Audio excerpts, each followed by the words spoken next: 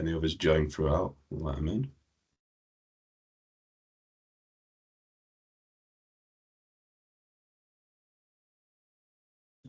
That's recording it.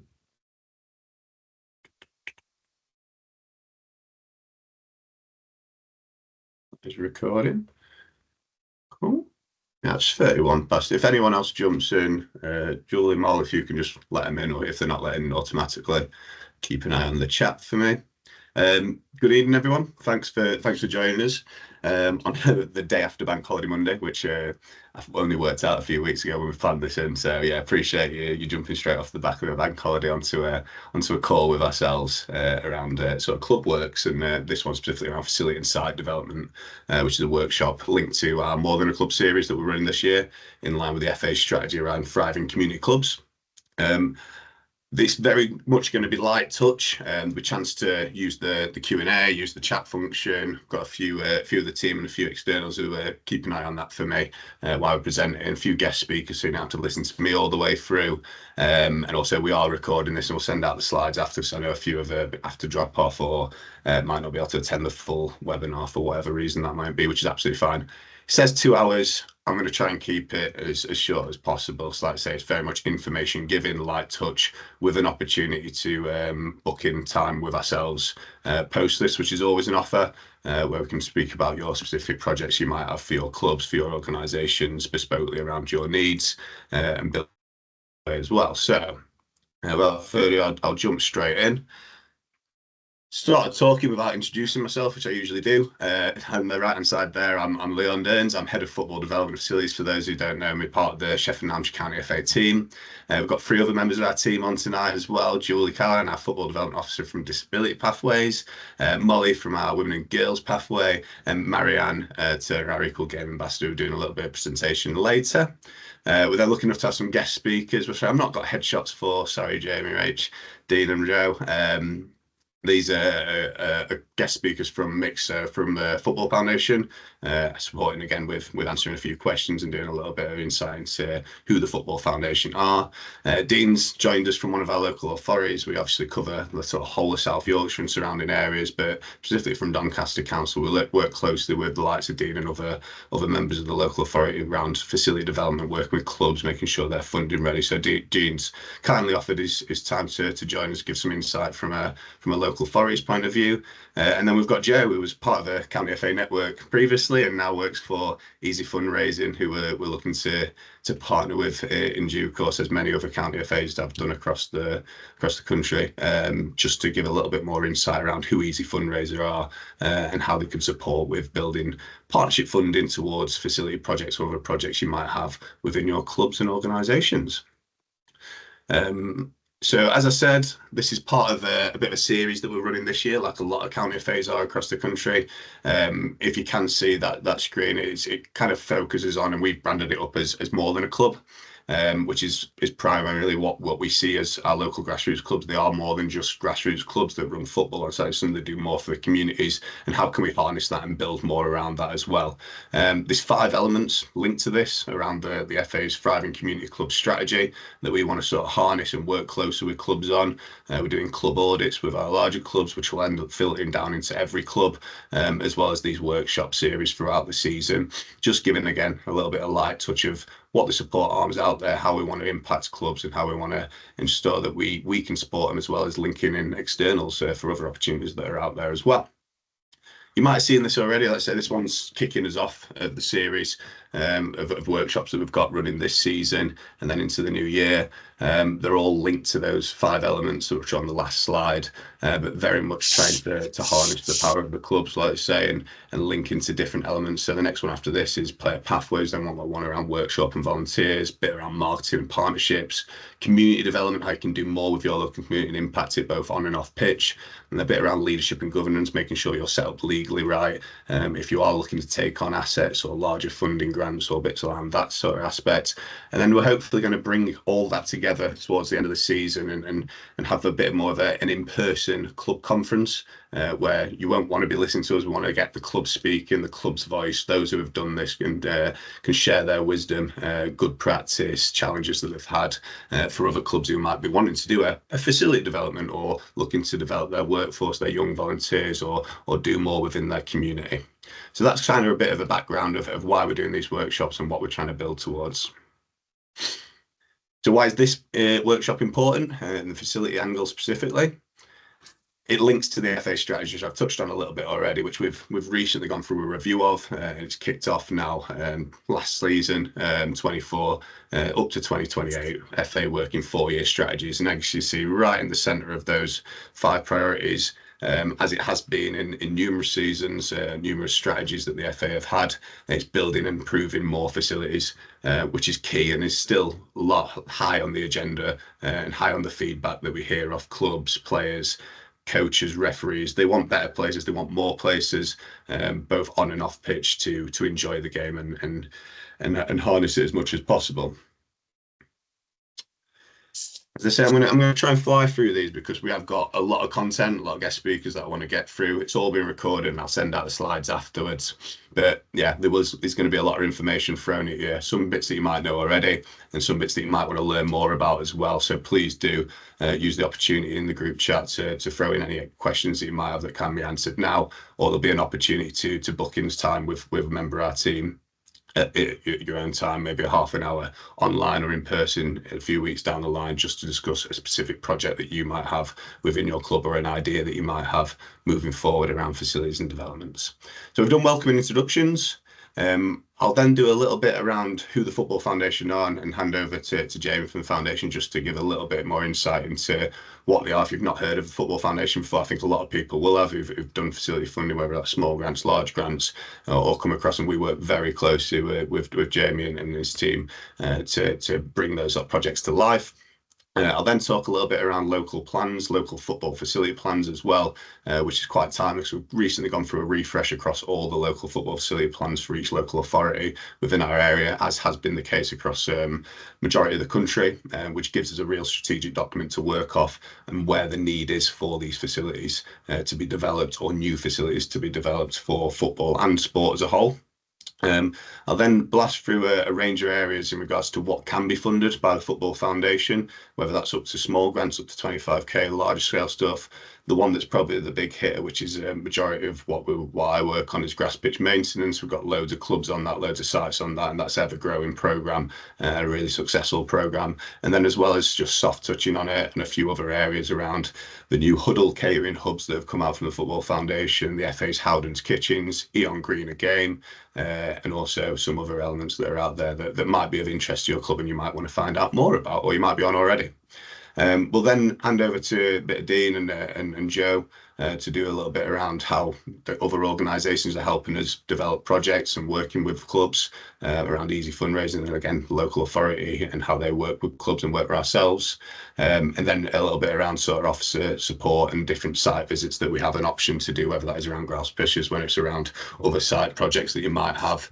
And then we're also going to have Marianne and Moll do a little bit around supporting facilities specifically for the female game as well, very much linked to another programme which we've incorporated into the More Than a Club aspect called Equal Game, which has been running for a few seasons now really successfully.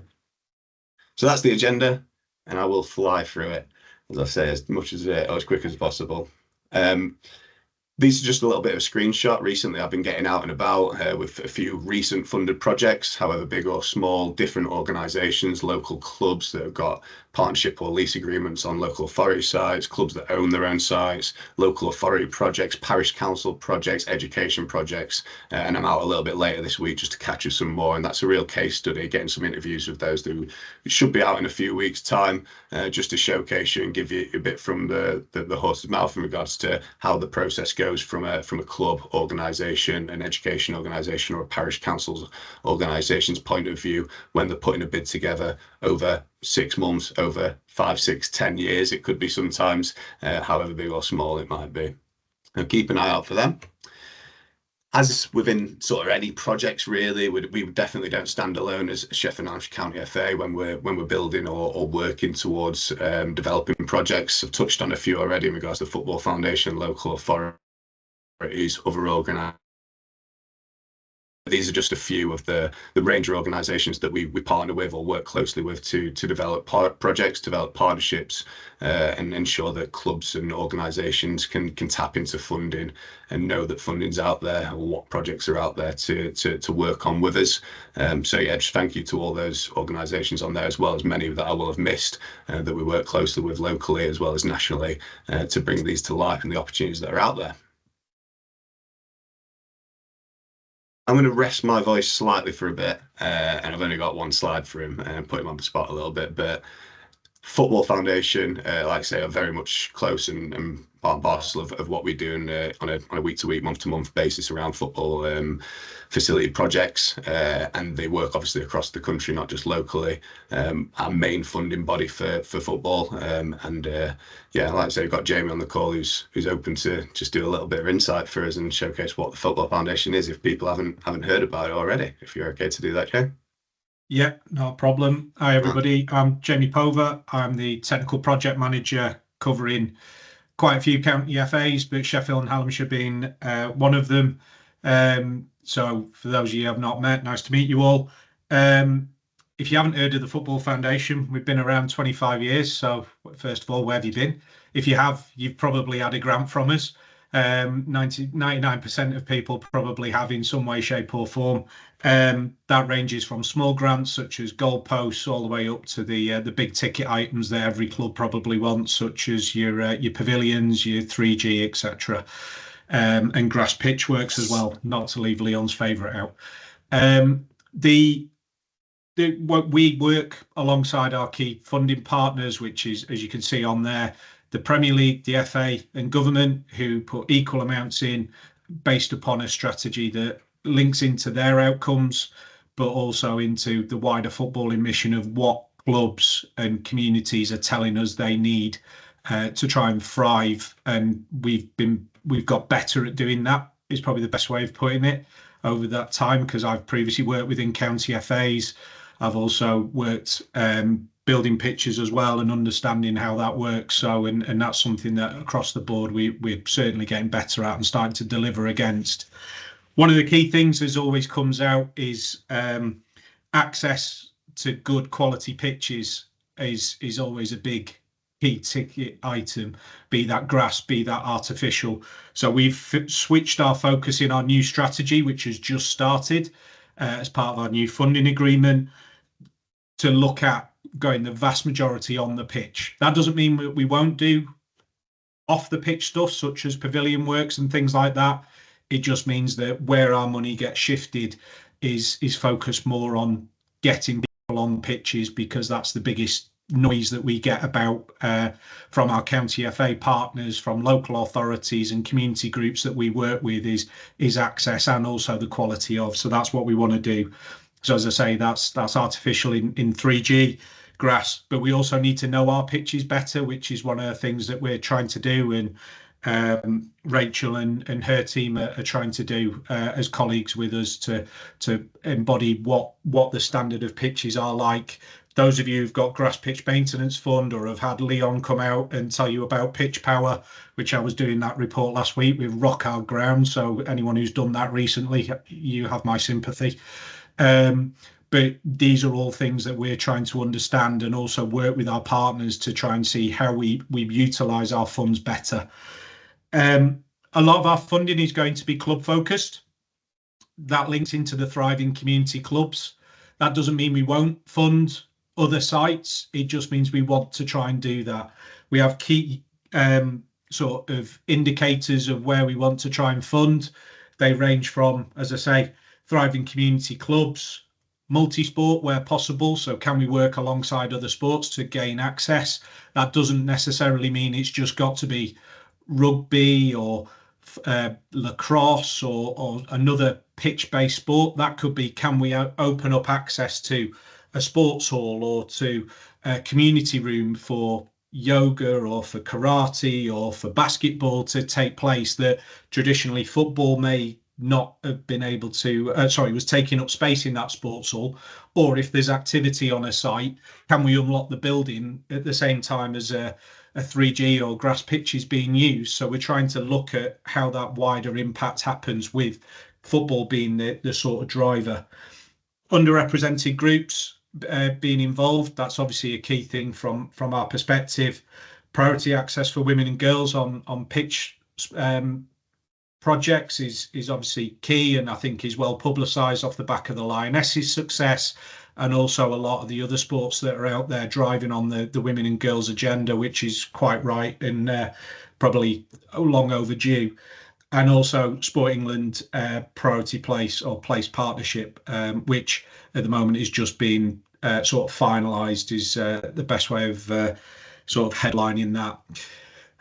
So there's a number of different factors, but this is where we as the Football Foundation will work with Leon, his colleagues, and also further colleagues of mine as well, to make sure we're hitting those right things in the right way and supporting applicants to get the right application in the right place with the right fund, so you can try and get as much as you can, but also deliver the best outcomes as well, because that's what we want to see. We don't, the return on investment for us is activity, and that's the key thing for us.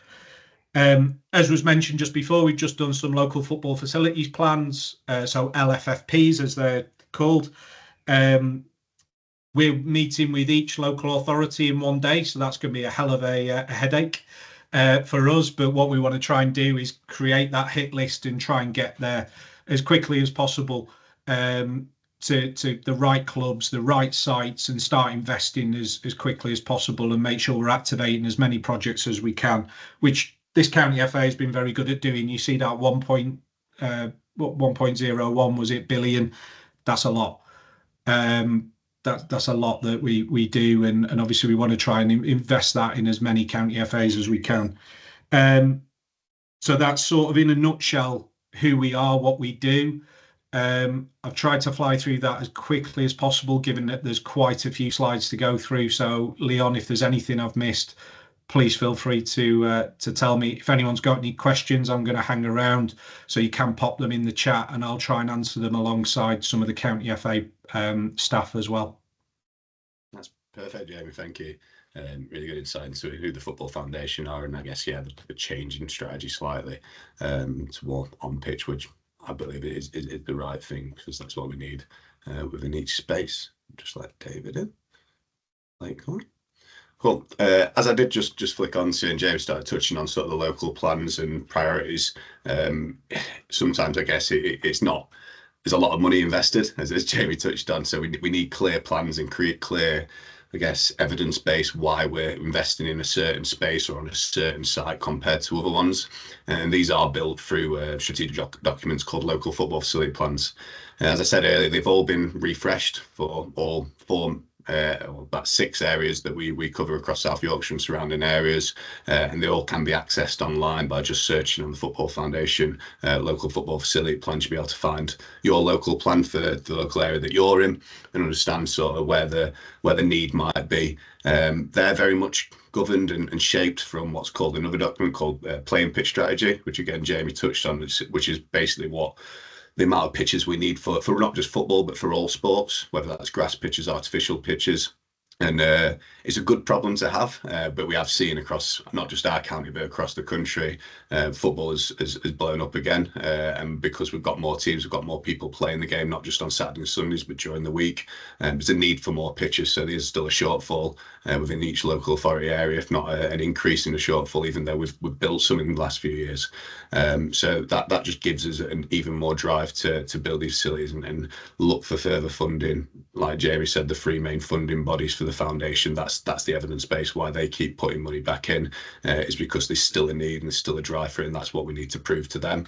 So working with the likes of clubs, schools, other organisations to bring the likes of 3G pitches, pavilions, new grass pitches developed, and better pitches as well where they already existing, to ensure that we can get the amount of footfall and amount of playing time on each one without overplaying them is key to that.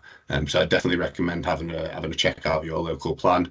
That doesn't by any means mean that they're definitely going to be created, because we need to ensure that there's a good project and there's a good lead on it. There's a partnership funding that can be brought to the table, but it does give us a real clear understanding of where the need is. Which brings me nicely to just a quick snapshot of, I guess, the 3G specific based in the LFFP, which is a lot of what it kind of outlines. And again, like I said, there's a large shortfall across all the areas that we cover. Some of these are cross borders with other county FAs. North East Derbyshire, we link very closely with Derbyshire FA, and then towards the top in regards to Kirklees and Wakefield, there's some crossover with West Riding County FA. But yeah, definitely recommend having a look at these if it's something that you guys are interested in yourselves, or if you guys have got a large club or looking to find some space and could be a partner club on these facilities, because that's what we have to build into these plans when we're bringing the project to life. It's actually who's going to need to use them, where's the need, who's going to be the partner club that uses majority of slots on a Tuesday evening, for example, where's the women and girls provision going to be, and how it's going to actually impact the community that it's within, rather than people travelling from afar, so we don't want to cause displacement either. Cool, so that's sort of the larger plans, which a lot of you will be probably thinking we're miles off of 3G, we're not going to be looking at that anytime soon. Some of you might be right, we want to work towards that, we want to build towards that, that's fantastic. But obviously, yeah, that might be way off as well. What the foundation are also delivering, which is kind of happening week by week, and is sort of smaller grants and other grants that are out there.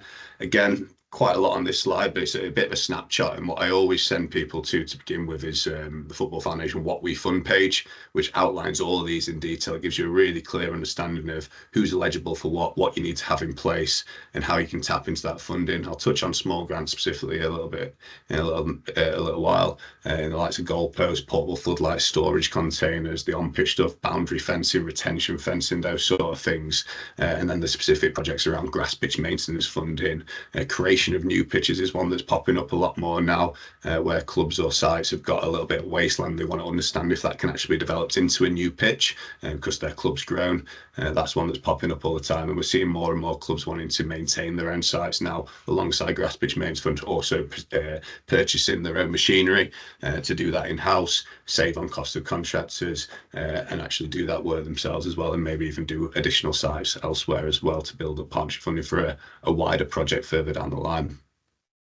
So as I said, small grants under 25k, quite a simple process where you don't always need to have a long-term lease on a site, you don't need a license agreement. Sometimes it can just be a simple partnership agreement with a local authority, a parish council, an education arm, and these are pretty standard sort of split. 75% funded by the Football Foundation. So if you're looking at a 10 grand project for a range of goalposts and a bit of portable floodlight, for example, you guys would have to find 2.5k towards that project through fundraising or another fund that might be out there, or a bit of Section 106 funding that might be available through a local authority.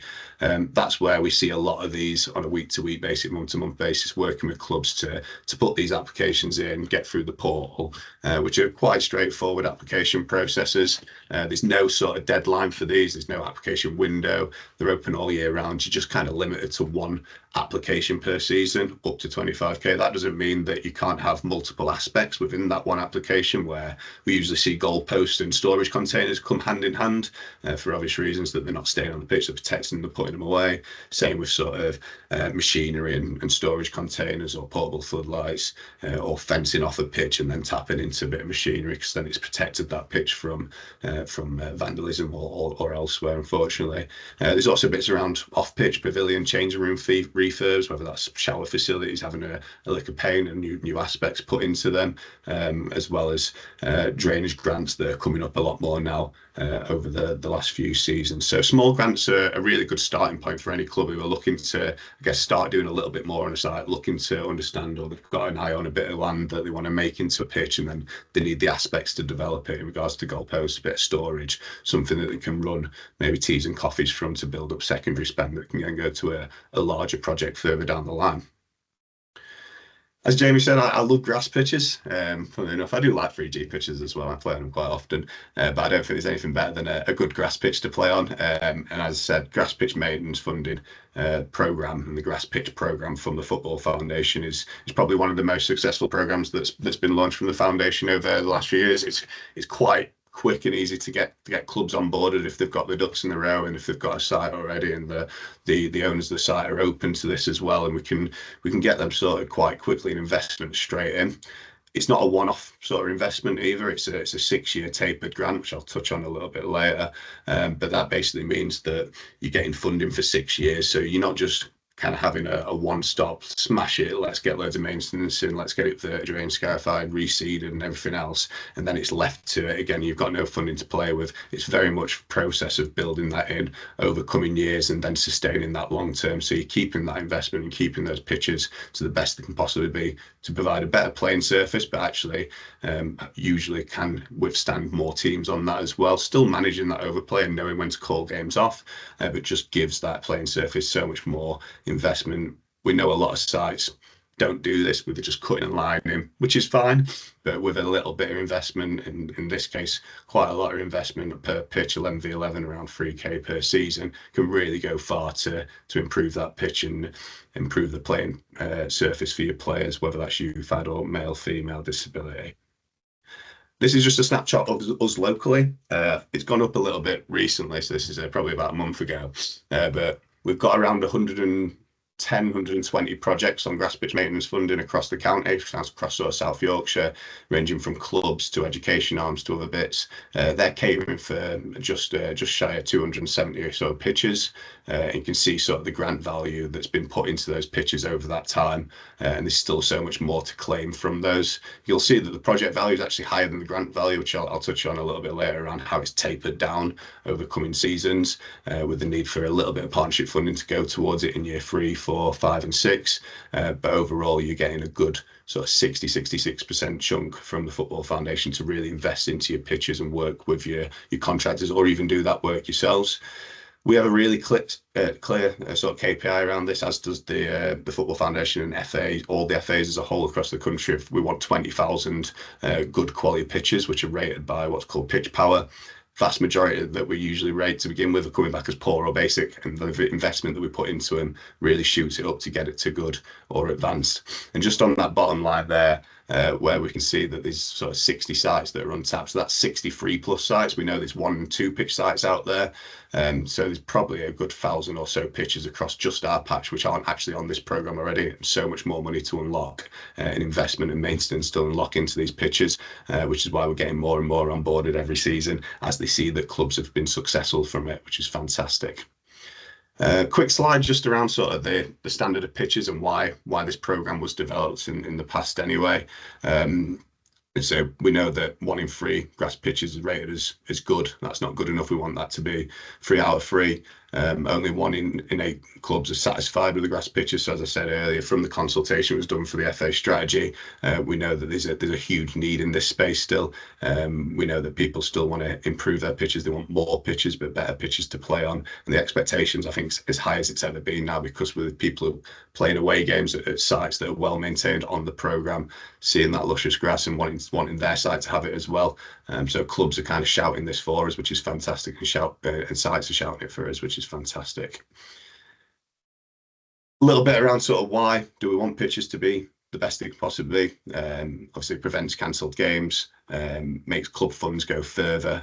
So you're not cancelling games, you're having more people on your pitch. If you do have facilities where you sell teas and coffees, do raffles and that, obviously you're still getting that income through there, and games aren't having to be rescheduled midweek where you might not have as many attenders, might not have many parents there.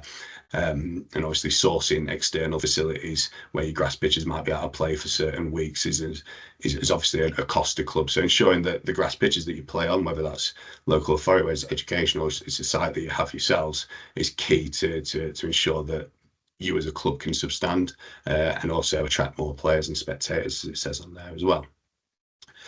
I'll fly through these in regards to pitch power. This is basically the key that unlocks the funding. It's a free application that anyone can do. If they've got a smartphone, a shovel, they can do this assessment on their pitch or a pitch that they might be interested in onboarding, just to understand what RAG rating is coming back, and that basically determines what funding the pitch is eligible for as well. And then they can start to do the application. But that's the key to get started. Our offer to clubs is we'll always go out and help out with that first one. We'll talk through the process. We'll give a little bit of insight. We've even got our GMA pitch power advisors who can come out and give a little bit more expertise on what the pitch might need. You'll get a report back, which is fantastic, and it's good to use straight away, even without the funding. It gives you a sort of step-by-step and recommendations on what maintenance is needed on that pitch to get it from basic to good or poor to basic to good. Even without funding, there's a lot you can do just by following that process. Just a few snapshots of what it looks like. You log in, select your organisation. Might have to just put your pitches in and change the layout if it's not plotted already, or if it's a new pitch that you're looking to get marked out and a new site that you're looking to develop.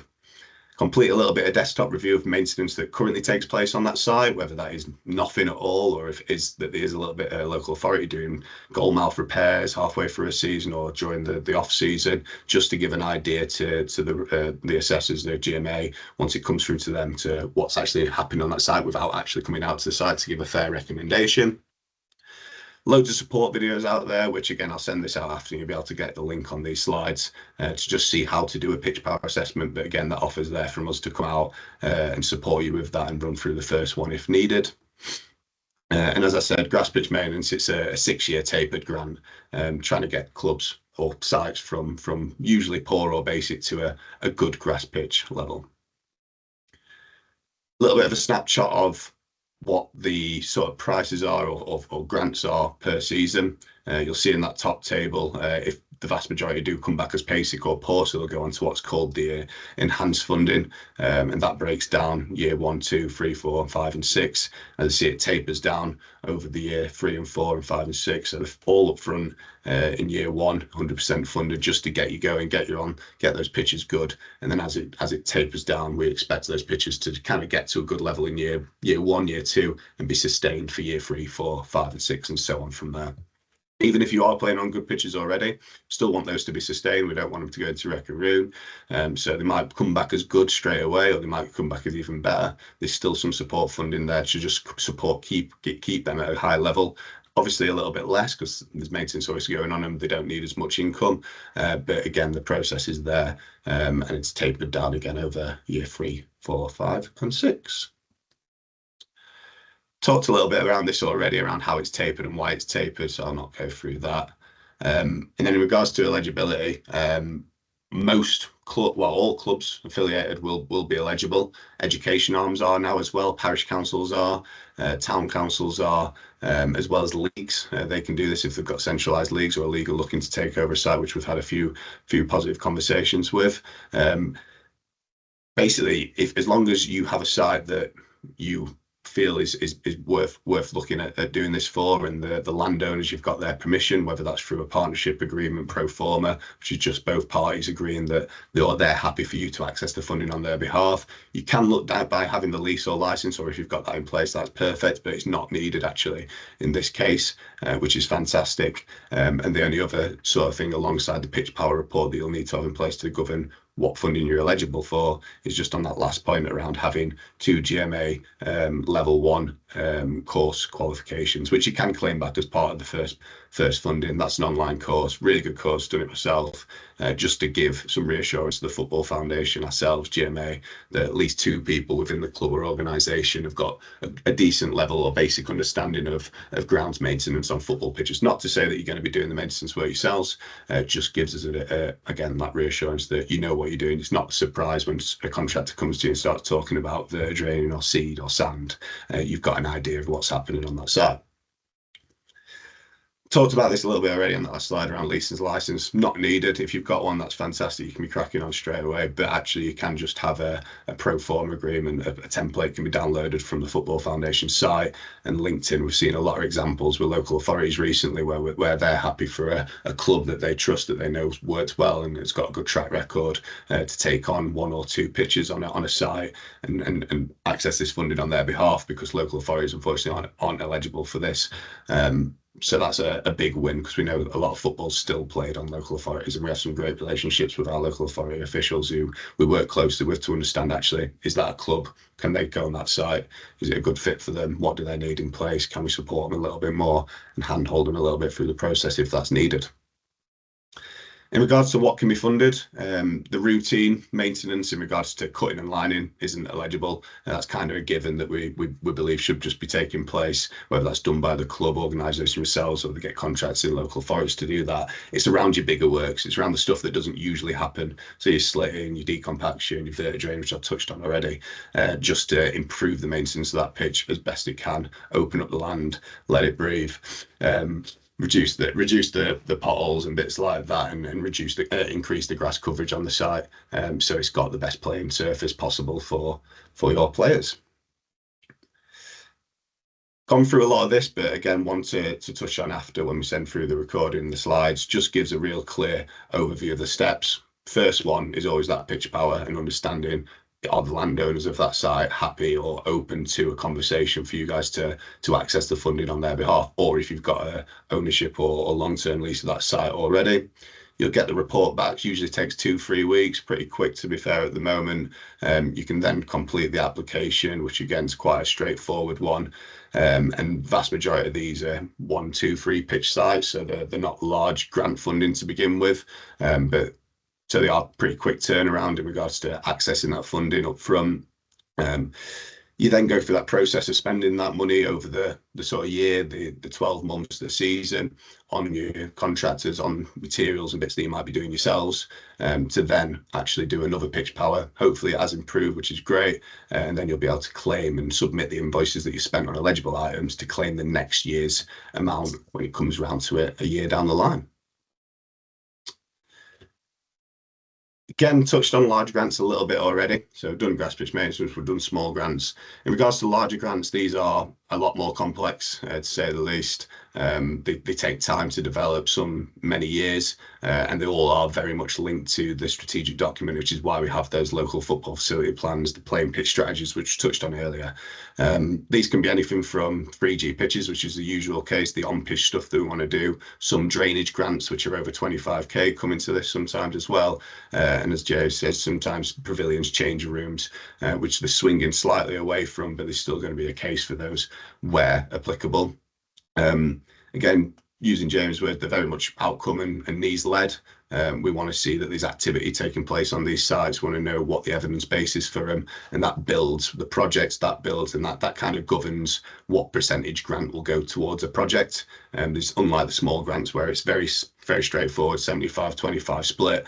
These could fluctuate from anything from 40% grant funding to 70-75, depending on the outcomes and the need for a 3G or a pavilion build within that space.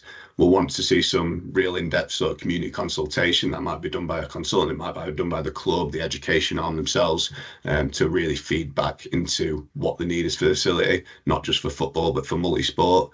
And we'll obviously need to see that there's security of tenure, ownership on that side, planning permission in place, and everything else that kind of goes through that process to then be in a positive position where we can have a real strong application that we put to the panel, the Football Foundation's panel that meet quarterly, to decide on that decision, allocate that. But like I say, anything from 18 months to 5-10 years, these projects I think can take some time, depending on how quick and how many stumbling blocks pop up sometimes when they're doing searches and viability into what's possible on those sites. But like I said, there's a huge need. That's a lot of what mine and James and the Football Foundation's time go towards, because they're the ones that get the biggest outcomes. But yeah, it's definitely something that clubs can work towards. There's a lot of more club-based ones now. We want to invest more into clubs and make sure clubs are set up correctly, have the right governance in place, legal structure to be able to manage these sites. And we've seen some really good success stories over the last few years. But also there's opportunities where an education arm or a local authority developing a 3G pitch where a club can be a local club in the area can be a strong partner club on that site, and that's what we need to build up that what we call program of use to ensure that as many slots as possible are being used and the impacts there for that site and that local area. I'm looking forward to resting a minute because my voice is going. But yeah, finally, a few little bits around sort of other facility opportunities, which again, I'll share some links out after, and you might have come across these before. These are ones that have popped up, and I'm sure there'll be other innovation ideas that come from the foundation and the FA over the coming years. One that they've partnered with over the last few years is Howdens.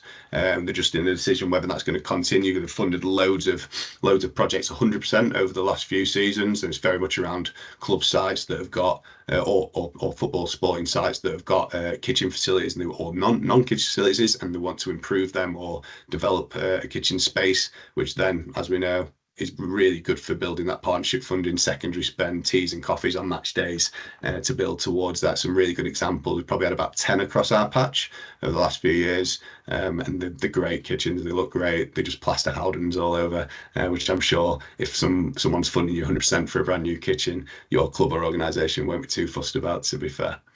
Another one that's come from the FA in the last few seasons and is getting ramping up more and more now is the Green Again project, partnered with E.ON. And that's very much around saving clubs who have got their own, organisations, not just clubs, who have got their own sites, got their own off-pitch facilities, maybe got floodlights. How can we work with them to ensure that they're energy sufficient, installation of solar panels, water buds, those sort of things, on and off sensor switches, to save on those costs. We know energy prices have skyrocketed and they don't seem to be slowing down. And that's a huge burden on the likes of NLS clubs or large community clubs that have got their own sites, education arms. So I think that's a great project where E.ON have linked in to work closely and get clubs and organisations thinking a little bit differently to save on costs so they can be reinvested elsewhere. Last two on here. We've got the Home Advantage. It's called HAT Project, Home Advantage. There's been a few of these over the last few years, and we've got a pipeline of them scheduled for the next few years with our local authority partners, identifying clubs that are either on site already but haven't got leases and license, and helping them support a full asset transfer so they can really make that club a home. Quite a large substantial of money going into those, around sort of 250k to improve grass pitches, fence off the site, secure it, do off-pitch facilities, improve car park facilities, and again, help with that full asset transfer and the legal implications that can come with that sometimes. So we've got probably about 10 again across sort of South Yorkshire that are either onboarded on that or will be in the next few years. And we'll be looking for sort of what the next pipeline of those might be as well with our local authorities.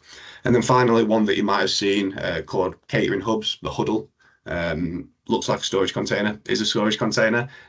Different shapes and sizes, some different colours, some prettier than others, I must say. But it is very much a starting point to a club or an organisation having some off-pitch facilities, whether that's catering for cafe, welfare bits in regards to toilet, a little bit of changing, instead of going down the route of a large scale project for 400, 500, 600k for an actual modular build. This is kind of the starting point, or might actually tick a box perfectly for a club who are just looking to have something on site that can use to then build up secondary spend, reinvest into the grass pitches, reinvest into a large scale project, reinvest into their teams further down the line. So definitely keep an eye out for them. They've launched recently. We've had a lot of interest from clubs early doors, and I'm sure there'll be a lot more as we move forward. And then finally, I don't think we've got too many NLS clubs on. Julie, have you got your hand up? Yeah, you've got a question in the chat, Leon. Go for it. So I didn't want you to go off what the question is. So it's from Stuart Smells. Stuart, do you want to come in and ask your question? Should be able to unmute.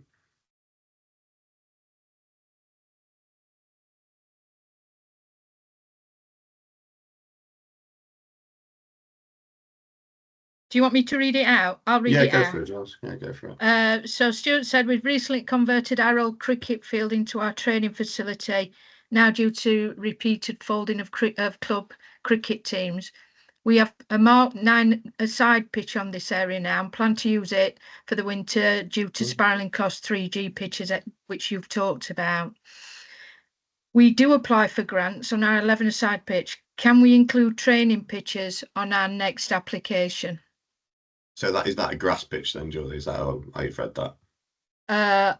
That's well, it's on their 11-a-side, so I'm presuming yes, it's grass. Yeah, I think we can include it if it's used for affiliated football, even just for training as part of another grass pitch maintenance fund project. If you want to drop me a line now, Stu, and I'll pick that up either tomorrow or later this week, we can discuss that further and I can ask the question direct. I think we've had a few cases where see it a lot where old bowling greens at sites have been converted into mini soccer 5v5 and used for a bit of match play and training. Still got the floodlights installed and bits like that, which is fantastic. So that's used sometimes as well. Yeah, no worries about it. But yeah, drop us a line and we can pick that up after, Stu, or we can book some time in to have a chat about it in more detail. Thanks for that, Julie. Cool. Yeah, like I say, don't think we've got too many LNS clubs on, but I will just run through this as well as a different arm to the Football Foundation called the Premier League Stadia Fund, which is primarily for NLS clubs and tier clubs, so step 6, tier 4 and above, who can tap into funding to improve their stadia, mainly off-pitch stuff to ensure that it's safe, it's got capacity, the change rooms are the right size for referees, players, as well as improving their changing facilities and pavilion builds, conversion of floodlights from old halogen ones to LEDs to improve their energy sufficiency. That's one that we work closely with our NLS clubs on, and just another arm that I wanted to make sure everyone was aware of from the Football Foundation, that the money from the Premier League is coming down, filtering into I guess the semi-pro game to improve it and improve the pyramid experience, which we know a lot of clubs have improved their capacity and improved their spectator numbers over the last few seasons, which is fantastic. Last through from me, just around funding ready before I hand over to Dean and then Joe. We've touched on a lot of these already, I think, around, and they are straightforward. I think a lot of these come without saying, but being funding ready is something we look for in clubs, whether it's around small grants or it's around larger stuff. And I think that's where we want to be, to ensure that clubs know where to look for other fundraising opportunities, know what good practices out there that other clubs have done. Having a plan is key, whether that's short term, long term. Having a strategy around your fundraising is key. Having a club sort of business development plan, contingency plans if people leave is absolutely key. And as we said, having that club governance in place and ensuring that both you as members of your club or education or other organisation, charity, whatever it might be, are protected. If you're taking on assets, if you're taking on grants, as well as you've got good sort of leadership within those clubs. It's not sort of all on one person. You've got a good steering group, working group. There's a workshop coming up as part of this More Than a Club programme later in the season around leadership and governance, which will have some of our club consultants on who are experts in this space around legal status and bits like that, which I'd definitely recommend jumping on if you are interested in facility development or just widen your knowledge around that space as a club, and you're a club that want to grow and are naturally growing as well. So that's one to keep an eye out for. Preparing for funding and partnership funding, like I say, we've got plenty of examples out there and how you sort of manage your income and expenditure. I think we see a lot of clubs, maybe rightly or wrongly, buying three or four new kits for a team every season. If you've got real priorities to look at a facility project, look at developing the site, can we scale that back a little bit? Can we re-look at that? And being really open and honest with all your members, your parents, your carers, into what your club's goals are 5-10 years down the line, where their sort of subs for their players or themselves are going every year, and we're building towards this. A lot of clubs have large events and galas every season, which we know are great for building up partnership funding towards projects move further down the line. Other local funds out there, which we'll touch on a little bit later, in different sponsorship opportunities, and one that Joe's going to touch on, which I think is a really good mechanism to clubs to make money without even knowing they're making money sometimes, is easy fundraising, which I'll not steal his thunder on. But I think, yeah, the key thing from that slide is really just having a plan is absolutely key. No problem. We'll not do that, so I'm just rushing ahead a little bit. One that I did want to touch on, again, I will share the link, but you'll be able to find it on our website. Just go into our Sheffield and Hampshire County FA, Leagues and Clubs, and there's a tab now called Grants and Funding Hub, which you might have come across. And this is a space where we try to capture everything that's not just football, it's not just sport, it's not just local, but it's national as well. All the different pots and opportunities that might be out there, whether it's a few £100 towards a project or a few £1,000 towards a larger scale project. This is where you can make your partnership funding towards that 25% towards a 25k project, or even wider than that. There's lots of support on there, and it's just worth asking the question sometimes. It might not always come to fruition, but really have a nosy at that. We're trying to update that probably every month and review. If there's any that you've come across yourselves as well, feel free to pop them in the chat now or let us know. We'd love to add them to there as well. I think clubs are great at finding these without us knowing they're out there sometimes as well, especially the like local ones. So really please share those with us if you've got any good examples. I am going to rest my voice now because I can feel it going, and I will pass on to Dean if that's all right. Dean, see you there, mate. Just to give us a little bit of insight from a local authority's point of view, how you work with us, how you work with the Football Foundation and your local clubs in, I guess, the Donny area specific for you, Dean. Yeah, no problem. Cheers, Leon. So yeah, Dean Whiffen, Sports Development Lead at City Doncaster Council. We're generally seen as and again, I'm talking for Doncaster.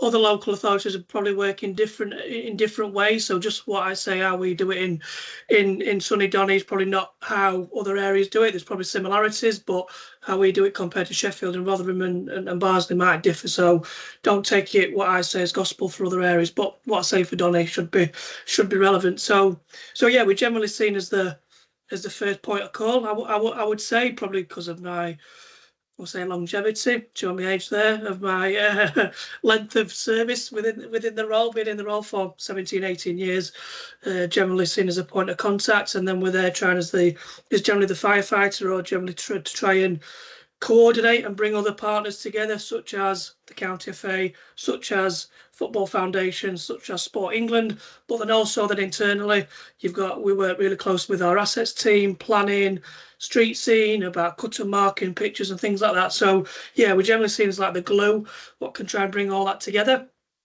There's also people think the council can solve everything. We're seeing a number of our sites. It's not just Doncaster Council land within Donny.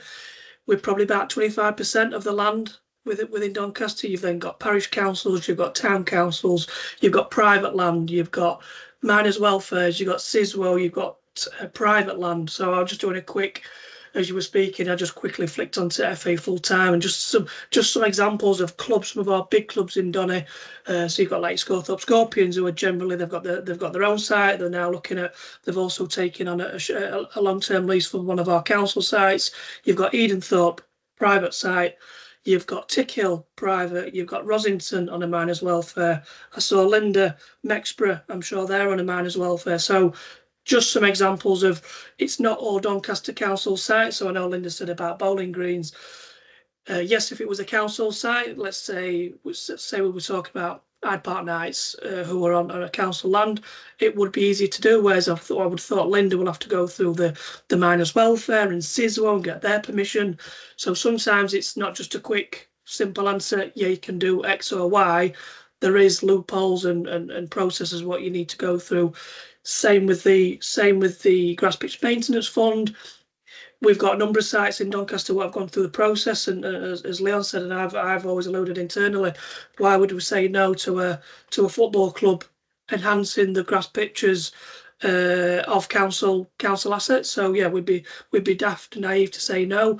So I know we've signed things off for Hyde Park Knights, Syndicate past, Adwick Park Rangers, but then I know clubs such as Scorthorpe Scorpions have got that, but they already own the lease. So yeah, I'm probably muddling things up here, but it's not as straightforward, as complex as some people think. So yeah, work really closely with Leon, and generally first point of call is if it's something football related, I'll give Leon a bell or I'll loop him in, and vice versa, ranging from just a small permission for a grass pitch maintenance fund to large scale 3G, where we then loop in colleagues like Jamie at the Football Foundation, which are more technical and more long-winded due to the severity. You're talking some of these projects shy of £1 million. So sometimes I have honest conversations with clubs who have aspirations of 3Gs, and people think it's just a plastic pitch where you can play on. They're not the large beasts. You need to have in the realms of probably £100,000-200,000 worth of match funding towards it. You need permission.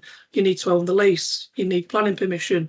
You need shy of £25,000 to £28,000 a year sinking fund. What, in a nutshell, you need to raise at least 28 grand a year to put to one side. So in 10 to 12 years down the line, you need to replace the carpet. So sometime you need to have these honest conversations with clubs. We're also unique. I like to say, I pray as unique in Doncaster about junior pitches in Doncaster owned by Doncaster Council free of charge. Probably Barnsley, Sheffield, other local authorities are falling off the chair. It's part of our manifesto. Our mayor has that manifesto that junior teams have free usage of Doncaster Council owned pitches. So you can imagine then the free for all. Every Tom, Dick and Harry then wants to try and play in a Doncaster Council owned pitch. It has its positives. It's great. Let's say it's great for clubs, but from an LA perspective, it's a cost deficit to us as an LA.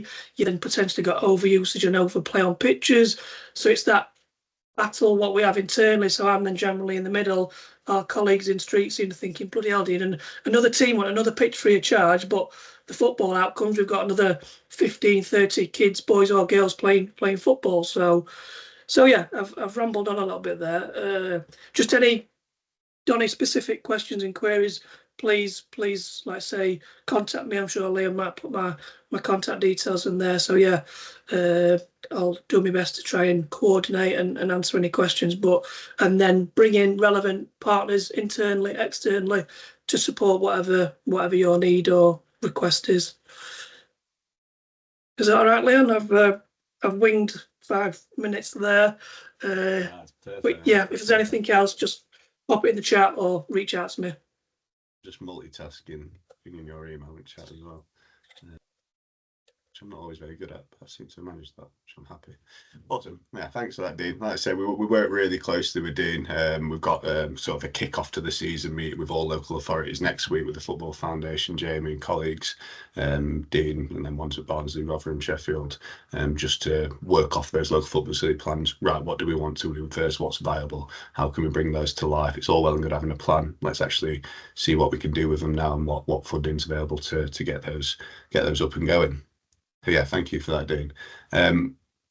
Bring in Joe now from Easy Fundraising, as I touched on earlier. Joe, you wanted to just take over the slides from your side and share your screen, or? Yeah, I'll share my screen, and hopefully technology allows this to happen. Yeah, we'll be fine. Before I do as well, I'm just going to pop the link into the chat. If anybody did want to kind of sign up as we go along, but it's step by step anyway. So let's share my screen.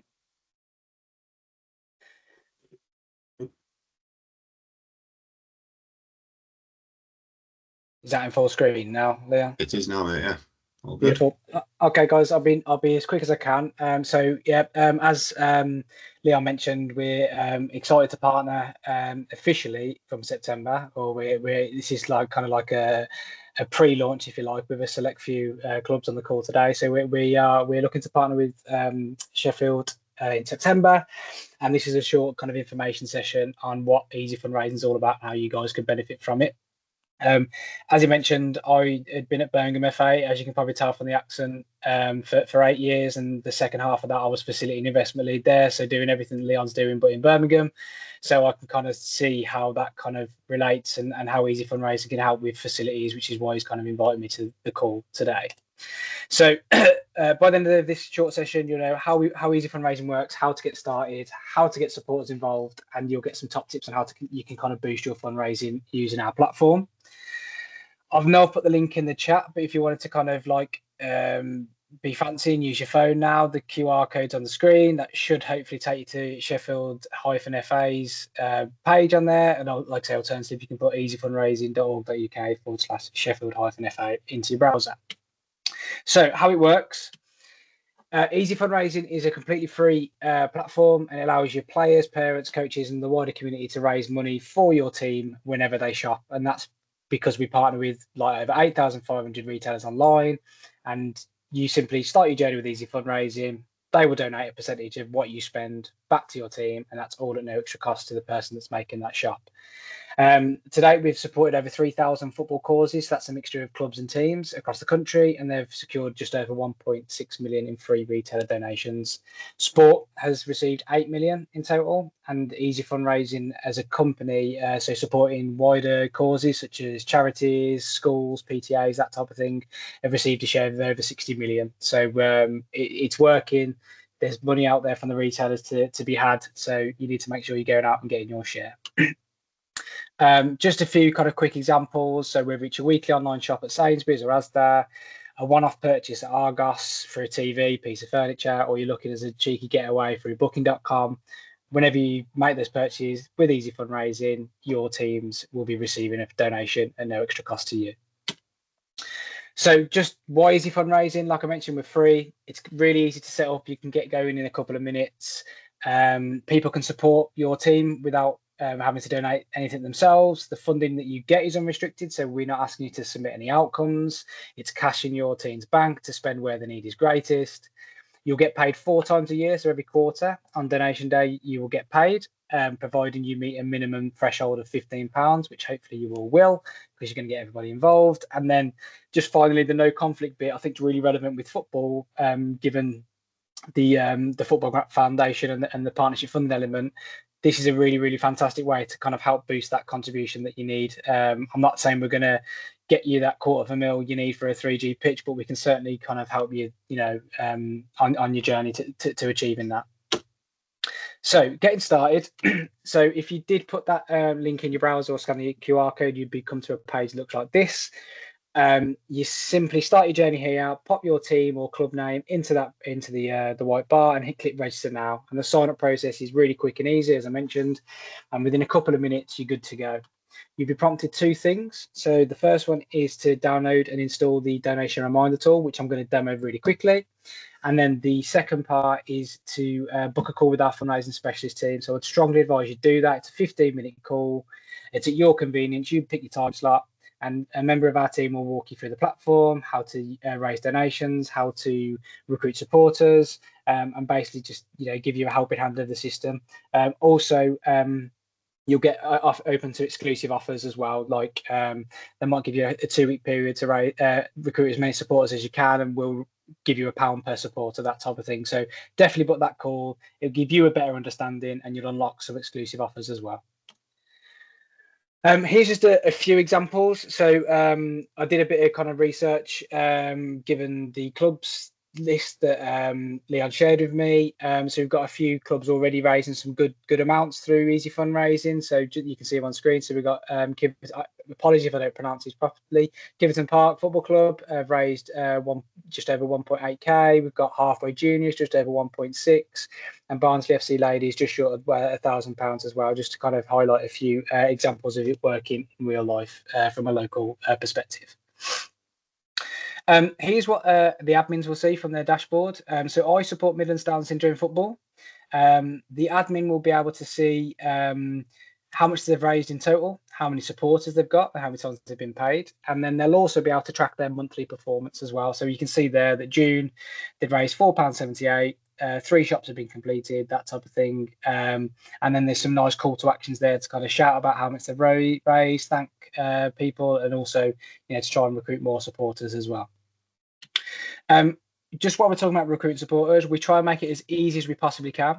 So within the website, within the app, the admin and supporters will have access to lots and lots of content that's ready-made for your messages to copy and paste and share the message. So QR codes, PDFs that you can put around clubhouses, email templates, Facebook, WhatsApp posts, that type of stuff.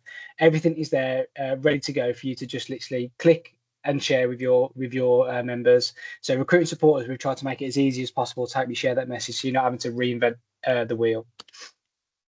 Ways in which you can shop. So we have an app, which I'm going to mention later in the presentation. You can shop via our website and then the donation reminder tool as well. So I'm just going to quickly pop out and show you the website. So this is the website. The Promote My Cause tab is here. I'm just going to quickly click onto that and mention what I talked about, sharing stuff. So if I go into Promote My Cause, I have all Facebook, Twitter, WhatsApp, Instagram, email templates ready to go. I have videos that I can share with my supporters. And if I go into Instagram, for example, there's also some nice personalized images as well. So it'll have all your cause name in, so you don't have to create anything, and it nicely explains how your supporters can help. But if you were coming to Easy Fundraising's website and you were looking for somewhere to shop, typically you would search for the retailer. So if I go B&Q as an example, you find them as a retailer, and then you would click shop now. So this example here, B&Q will give 3% of whatever you spend online at their stores. But we understand that sometimes it's difficult to change people's buying behaviour, and they may forget to come to us first and then missing out on donations, which is why we asked you to install the donation reminder tool. So in the top right hand corner, there's an E here. So I can do what I've just showed you there. I can search the shops, I can look into my account, I can see how much I've raised so far, and things like that. But where it comes into play the best is if I put B&Q into Google, the first thing you'll see is you get this light blue box pop up. So this is reminding you that if you shopped with us through Easy Fundraising at B&Q, you could get a 3% donation. So I could click that link, that would take me to B&Q's website, and I haven't had to go to Easy Fundraising first. Let's just say you forget to click on that, and then you go onto the main B&Q website without any interaction with Easy Fundraising. What you'll notice is you'll get this pop up here. So another reminder to say B&Q wants to donate, click here to get your donation. So you simply click the button, and then your E will kind of turn green in the top right hand corner, and then you get another notification to say B&Q will now donate. So you simply put your 3B2s in, put your screws in, whatever you're buying from B&Q, and then when that purchase has been made at checkout, you'll get your donation back to your team. Another way in which you can use the donation reminder is if you're looking for a particular item. So if I go to MacBook Pro, I want to buy a new laptop. You'll see here within Google, you get some suggestions of where you could get a donation if you're looking for that particular item. So I'm actually going to interact with it this time. So if I go on MacBook Pro, I want to buy it from Apple, I can get 2% from Apple. Because I've interacted with the donation reminder tool within Google, it comes up straight away to say Apple will now donate. So again, I go and put my laptop in my basket, complete the purchase, and then 2% will be coming straight back to my team. It's worth noting as well that it's available on mobile phones as well. So you can have it on Android and iOS. Yeah, it's just a key thing to make sure that you're not missing out on those donations. It's also available on every browser as well. So, or you know, if you use Google Chrome, if you use Edge, Firefox, all that, it's available on all browsers. Right, done the live demo. Quick top tips. So it's a no-brainer. If people are supporting you, encourage them to download the donation reminder tool, because it's the best way that you're going to ensure that they don't miss out on forgetting to come to Easy Fundraising or missing out on them donations. The weekly food shop is a fantastic and easy way for people to support your football team. So the example on the screen here, obviously you can see we partner with a number of them. If somebody did their weekly food shop at Morrison's for every week in the year, they could raise you £67.68 no extra cost, and that's literally just by doing the food shop at one person. So you imagine if you multiply that by more and more people within your club or within your team, that soon adds up nicely.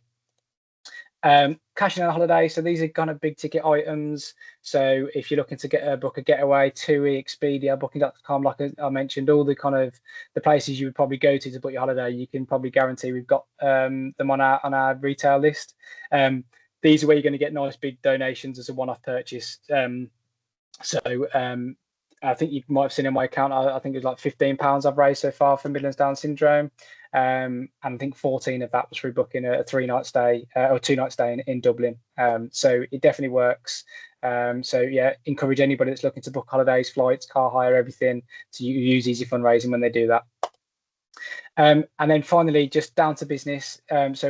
Again, when I was back at the Facility and Investment Days, we always encourage people to do an occupational audit to see if there's anybody internally within the club that they can help them out. Same applies here for Easy Fundraising. So if you know somebody that is a sole trader, plumber, electrician, that's constantly buying at B&Q, Wickes, Toolstation, those kind of places, whenever they're purchasing materials as part of their daily jobs, they'll be raising money for your teams while they do that. Similarly, if you've got account managers, BDMs that are traveling, maybe getting flights, trains up and down the country, overnight accommodation, if they're going to book it anyway, get them to book it for Easy Fundraising, and they'll be helping support your team when they do that. So yeah, like I said, it's a no-brainer. So just to summarise, Easy Fundraising is risk-free, so there's no cost involved. All you got to do is kind of visit our website or download the donation reminder tool, and they'll start flowing in. The money you receive, it will be passive. So like Leon says, you'll probably find that people will be using it without even knowing. And the money that you receive is unrestricted, so you can use it where that need is greatest. And obviously that links in nicely to the Football Foundation grant side of things. It could help towards your years 3 to 6 contribution for Grass Pitch Maintenance Fund. It could help towards, goalpost, 25% contribution needed, that type of thing. Or if you're looking for one of them larger scale grants like a 3G, the Football Foundation, obviously they want you to look at all avenues of funding that you've exhausted it, and Easy Fundraising is just another tick in that box to show that you've brought your club and your community together to help do that bit of fundraising. Quickly before I finish, we have a really, really exciting campaign coming up in September. So if you was to register now, that's fine. But if you start recruiting supporters as of the 1st of September via our app, which I mentioned earlier, Easy Fundraising will give you £2 for every supporter you recruit, no questions asked. And there's also bonus thresholds as well. So if you was to get 10 new supporters in September, we'll give you a tenner, so that's 30 quid. If you was to get 25 new supporters in September, we'd give you £50, that's £100 a team could earn. And then if you get 50 new supporters, we'll give you a £150 bonus. And that's £250 a team or a club could earn in September simply by spreading the word, really encouraging your members to sign up and support your cause.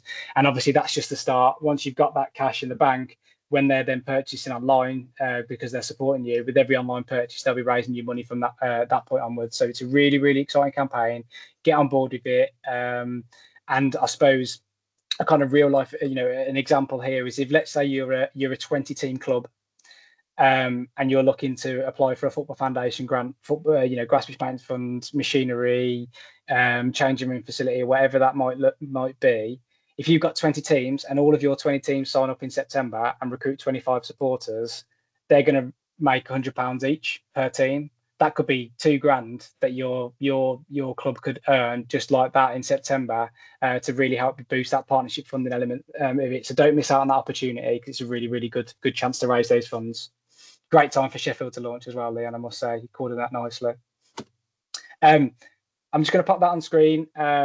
Like I said, QR code there, if you did want to scan it, I'll leave it for a couple of seconds, but the link is in the chat as well, easyfundraising.org.uk/Sheffield-FA. And then if you did want to come to me directly, my email's on screen. I will put it in the chat in a sec. It's joe.robinson@easyfundraising.org.uk, and I'll happily support you on your easy fundraising journey.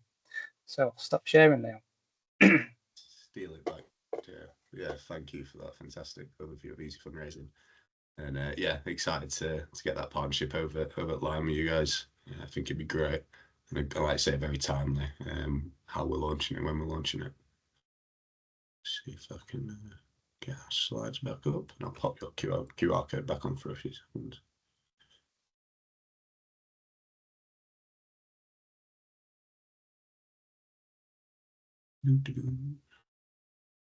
All the way forward.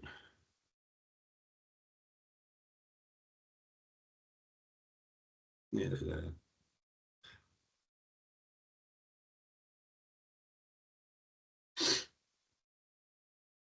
Right, we're back in. Yeah, thanks for that, Joe. Like I say, it's popped his contact details in the chat. We'll be doing a big launch for this next month, so keep an eye out. But yeah, you've had first eyes on it, and you can start straight away, to be fair, so don't hold your horses on that one. Yeah, thank you, Joe. Really appreciate that. I will move us on swiftly to Marianne and Mol. Again, save my voice. It's come back a bit now, to be fair. But yeah, Marianne, I'll keep it on and just give us a shout when you want it moving on. There's a video within this as well. We'll give it a go, but I'll have to swap my screen to another one because it won't load on here because it's just too big, unfortunately. But that's the joys of technology. So over to you guys when you're ready, Kate. Perfect. So thanks everyone for obviously keeping with us for the big slides that we've already covered. The next bit's going to be around female football. So as part of this workshop, you will be put on the FA's list for attending part of the Equal Game workshop. So there's going to be lots of perks to being part of this and listening for this next 15 minutes. We will keep you up to date with all the other stuff that we'll be covering for female football as well. So if you just move on to the next slide, Leon. So as part of the Equal Game workshop, the FA really wanting to drive female football, and obviously as part of Football Foundation funding and all the other big grants, female football is a big element of that, and making sure that you're not only having male football being at your site, but also having female football and disability football as well. So one of the things that I'd just like to find out is, currently, how would you rate your sites if you've got one? How would you rate it? Does it meet the needs of all the participants? And is the capacity for new activity? This is obviously the first time we've had any interaction with you tonight. So if you can just pop that in the group chat, just a quick rating, put your club name, and then so we know what club it is, and then a score out of 5. Obviously, this will then be able to help me and Marianne shape how to best support you moving forward, as well as Leon and the rest of the team. Yeah, they're all coming in well. Perfect. I can see that. It's 4. Give a few more minutes. 2, 3. No one's put 5, which I'm happy about, but that sounds wrong, but I am happy about because there's always room for improvement. But yeah, it's good for Keeps you in a job as well, Leon. Say again, sorry? Keeps you in a job as well. It does, Yeah. to be fair, yeah. If everything was perfect football-wise, then I'd have nothing to do, which would be great, but yeah, I probably won't get paid either.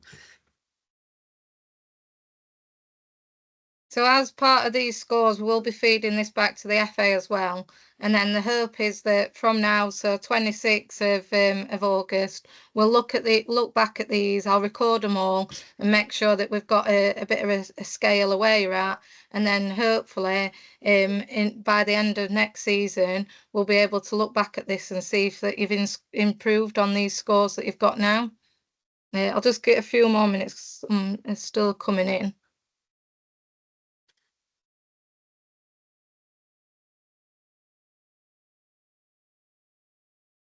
Perfect. So I'll just move on. Thanks for everyone for putting them in the group. So what do women need in relation to facilities? Just a quick one again in the group chat. What do we think that women need women and girls need in relation to facilities?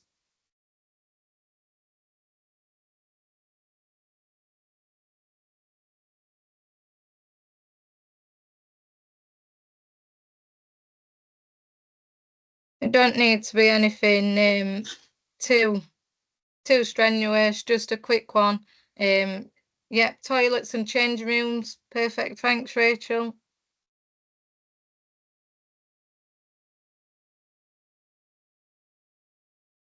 Toilets.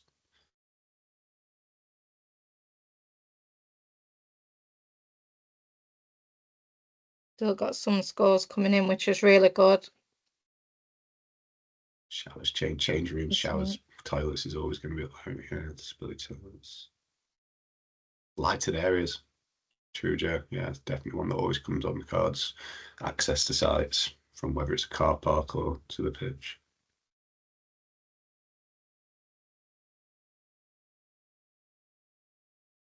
Perfect. And obviously a lot of people are covering toilets as a massive one. And we are conscious that a lot of teams play on council pitches where they're in toilets. Marianne will be covering that in her next bit. But obviously we are conscious and the FA are conscious that's a massive thing. One of the big things that the FA have got this year in this strategy is health and well-being as a golden thread. So all this kind of stuff is being covered and the FA are really trying to drive it and make sure that it's put on top of the radar for everyone to try and improve this. We'll just try and play the video, Leon. Right. As I said, if we can. I'm gonna jump out and share my screen because it doesn't fancy it in the PowerPoint section. It's only 2 minutes, so I will just play it, and if it works, it works. I'll send it out after. Has that come through, Mo? Yeah, this has come through. Right, let's give it a go. Worst that can happen. I'm the female development officer of the club, so I kind of overlook all the girls' teams, making sure all teams and all players have the same opportunities as everybody else. We as a football club moved down here to the school in 2014, and that was the best thing we ever did. We had one girls' team. There's 122 registered girls who are playing competitive football now. And we've told Sutton Sound that they should treat this as their home ground, and they do. Ever since we've been here, the girls have loved it. I've loved every minute of it. It's really nice seeing diversity in every single team here as well. The facilities that we've got here are excellent. The pitches are outstanding. They work really hard on these pitches throughout the whole of pre-season. Before the pavilion was built, any teams that came here, there was no change in facilities because they was on the other side of the school. You've now got a facility that is actually attached to the playing field. Dressing rooms, the toilets and the pavilion. It's all there to be used. So it can only be a benefit of both girls and boys football. Saturday is the day when all our girls teams play, and then down the bottom of the field we run a Saturday soccer school, and that's basically the lifeblood of the club. If you're a girl and you wanted to join a boys team, you have more pressure, whereas when you're with other girls, then you can get each other and it's just more friendly. You learn more about new people and you've got different relationships. Players, it's kind of like a big family almost. We've got CPD training where we're all going to learn from a coach from Man City. They supported me to do FA Playmaker, so I got onto that first rung of coaching. Hopefully be able to then get onto my second. I get some clubs that only really push their boys teams, but that's not Sutton. We're really keen to grow it. We're really keen to develop it. We want girls playing football in general, whether that's here or outside of here. We really try to encourage it as much as we can. I would say just go for it. That's what I did. It'll make you happier as well, knowing that you can play and you can go every week, trying to develop in your own way. It's good.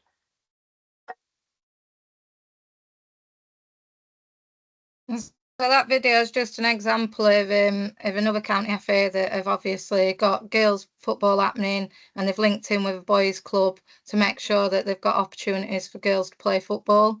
One of the fortunate things that we've got in our county is that girls do play on Saturdays. So if you're a club that are thinking, oh, we're not going to have space because we've got boys playing on Sundays, there's no reason why you couldn't add a girls section to your club, because they can play Saturdays, your boys can play Sundays. And obviously then you've got the opportunity to have both. I know in the past when I've had conversations with clubs, there's been concerns around pitches being ruined and things like that.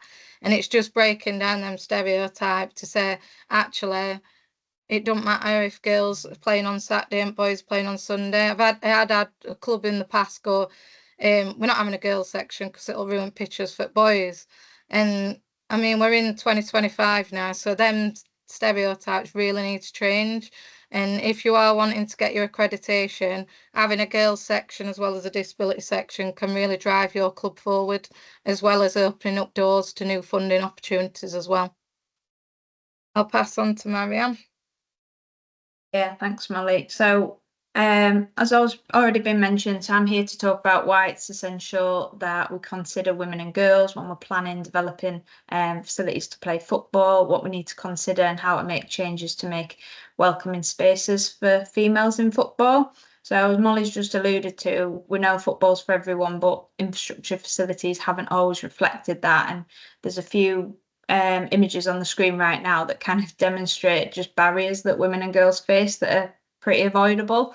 So changing rooms that don't feel safe or private, disgusting toilets, pitch access prioritising male teams and boys, and just basically environments that don't feel very welcoming and inclusive. Can we have the next slide, please? I always wanted to say that. So already you've mentioned a lot of these things that can be considered and improved on in the chat. So a few key things to reduce barriers for women and girls. So firstly, where the facility is, you might not always be able to change this, but you can make sure it's clearly signposted for people going to the facilities. It's also well lit, particularly at night. We're coming into darker season, making sure it feels like a safe space for people to visit.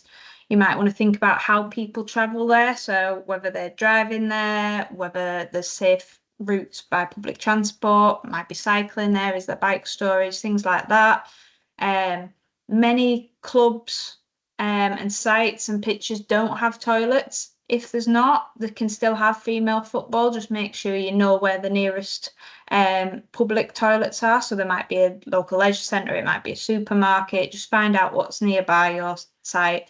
Make sure you signpost to it, not just your teams, but also when you're organising fixtures with other teams. It's quite often the first thing I know in our group chat that gets asked, is there going to be toilets at that ground?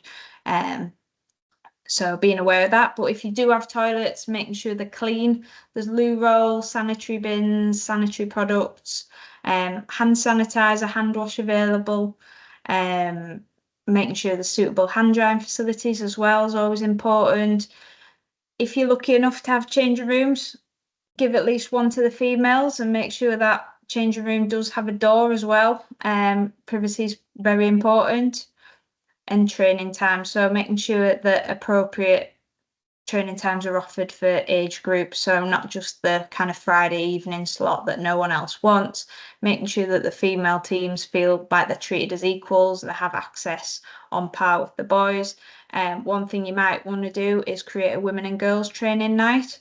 So the younger players then see the older players training, they see that pathway for themselves. They might find role models within the team, and it might also encourage some of the older players to either come earlier, stay later to coach and support the girls' teams as well. Next slide, please. So have a think how many of the ideas on the screen you currently have in place at your club. Consider what the next steps might be for how you might want to improve your facilities for females. If you need any support, please contact myself or Molly. If you've got any questions now, please shout up or put them in the chat. A good place to start might be to ask the women and girls who are involved in your clubs what they might want, what matters most to them. You could always look at some quick small wins, so things like locks on toilet doors, sanitary bins, temporary signage, cleaning the changing rooms. They don't have to be things that cost a lot of money or take a lot of time, but they start to make a more welcoming environment. And also just be creative, so involve the women and girls team. So if you do have a change of rooms, can they give them a mini makeover so they feel ownership of that place and they feel like it's their home?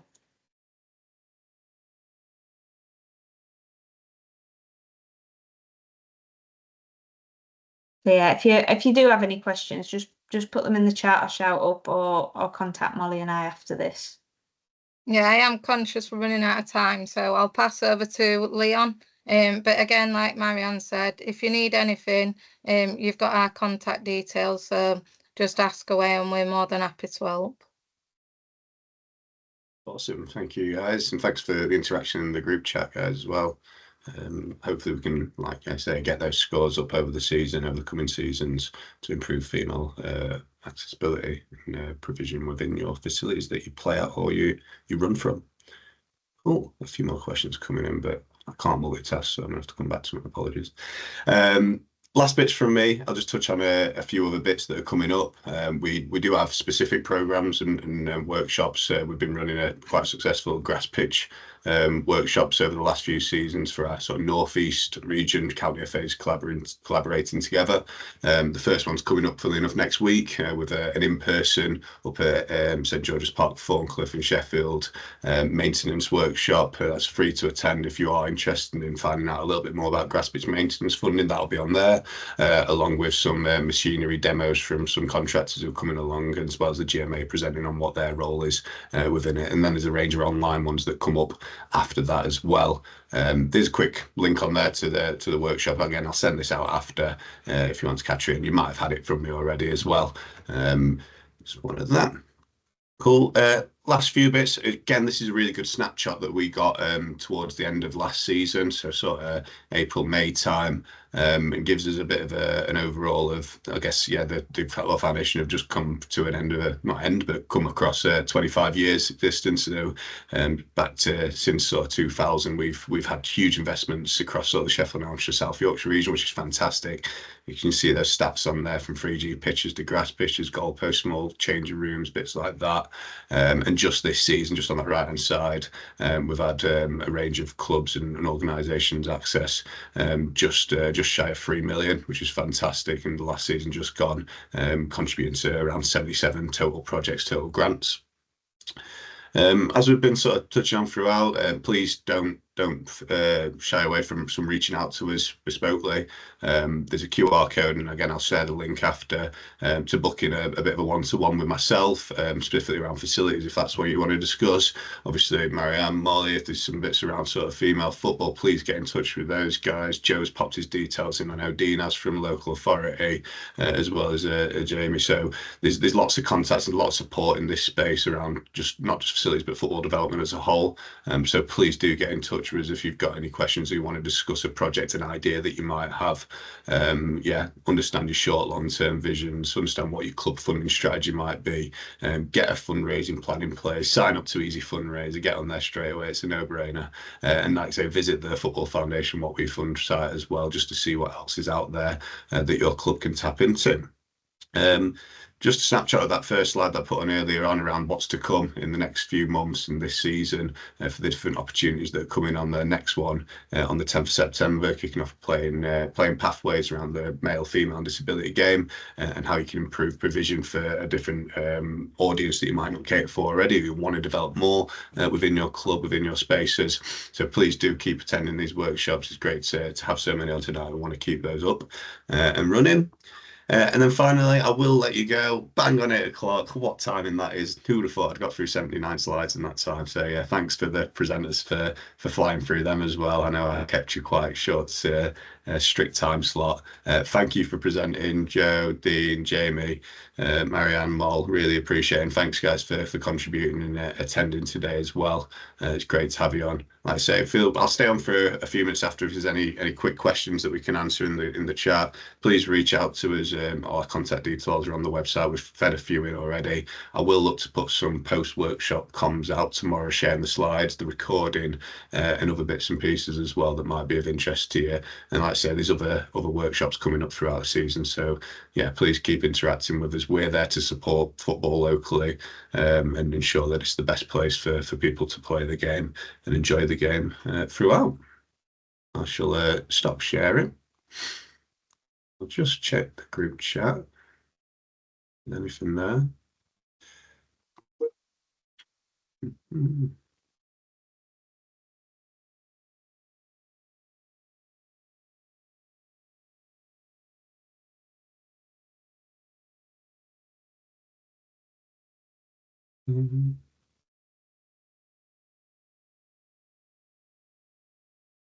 Linda, I'm not sure off the top of my head, unless Moll and Marianne know the answer to if there's any specific funding for sanitary elements for a facility. I think there will be some bits through local pots that we have not got anything specific through the FA, unless you can tell me otherwise, Moll. We've not got anything specific. A lot of county FAs have teamed up with different companies. Period Poverty, I know are one of them.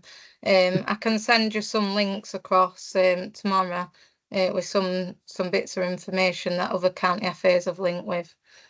There's nothing specific for us though. Thanks, Moll. Yeah, David, get in touch. We're happy to have a chat with you around anything specific on your side.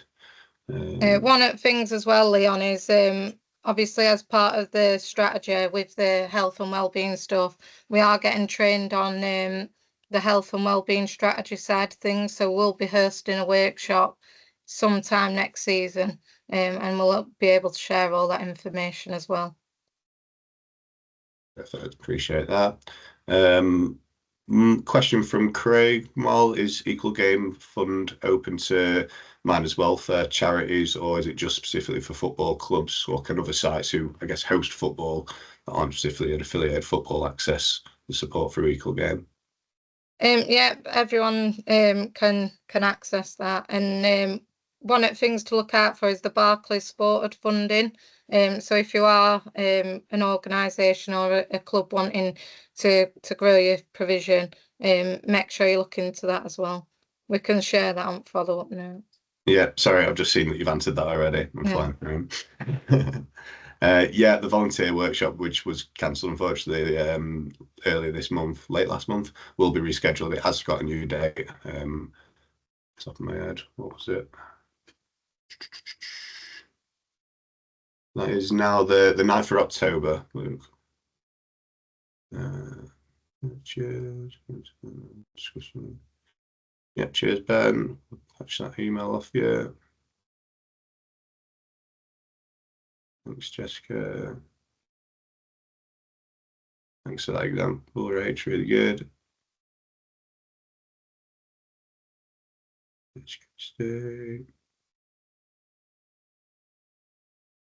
Awesome. I think sorted. Joe, Linda is from Mexborough Athletic Rangers. I always forget which one. Sorry, Linda. feel free to answer Joe in chat. Yeah, cheers, Stuart. Cool. Like I say, I'll stay on for a bit, guys. But if you want to get yourselves off, I live in Hillsborough and can hear Wednesday kicking off against Leeds already. So imagine it might be 1 or 2-0 down already. I'm a Wednesday fan, I can say. But yeah, we'll see how we get on. But other than that, enjoy your evening. Like I say, I'll stay on if there's any other questions, but feel free to jump off, guys, if you need to. Extra Athletic, that was the one, wasn't it? Should have been convict. Leon, I've got to shoot as well because I need to go and lock my site up. So I'll any questions, we'll pick them up with you. I'm sure you'll WhatsApp me. Perfect. Always do. Ta-da. Cheers, David. Right, thanks, guys. I shall end the event there then. Like I say, the recording and everything will go out tomorrow or later this week. And any other questions in the meantime, yeah, give us a shout. Thank you very much. Thank you.